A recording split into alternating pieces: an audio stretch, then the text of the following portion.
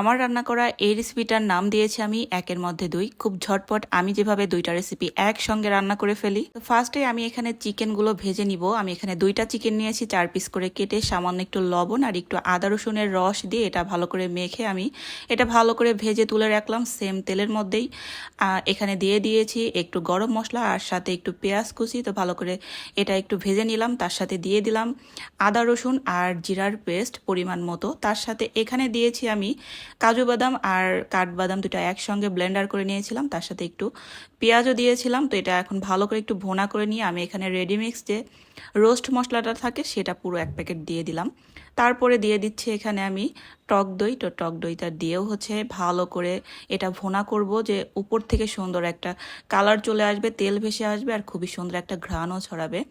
তো ভালো করে এটা কষে নেওয়ার পরে আমি সেই ভাজা চিকেনগুলো কিন্তু দিয়ে দিলাম। আর এখন যে কাজটা করব, আমি চুলার জালটা কমিয়ে দিয়ে এটা ভালো করে সময় নিয়ে আমি কষিয়ে নিব। এই পর্যায়ে চিকেনটা মশলার সঙ্গে একটু সময় নিয়ে কষালে কিন্তু চিকেনটা খেতে খুবই বেশি ভালো লাগে, মানে বলতে চাচ্ছিলাম রোস্টটা আর কি।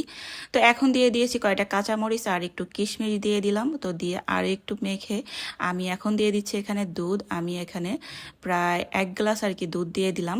তো তার সঙ্গে দিয়ে দিচ্ছি এখানে আমি আগে থেকে ডিম সিদ্ধ করে এটা হালকা একটু ভেজে নিয়েছিলাম। তো এটা দিয়ে আমি ঢাকনা দিয়ে ঢেকে রেখেছি। একটু ঝোলটা ফুটে ঘন হয়ে আসলে উপর থেকে দিয়ে দিলাম বেরেস্তা। একের মধ্যে দুই রেসিপি কিন্তু আমার হয়ে গেল। খেতে কিন্তু খুবই মজা হয়েছিল।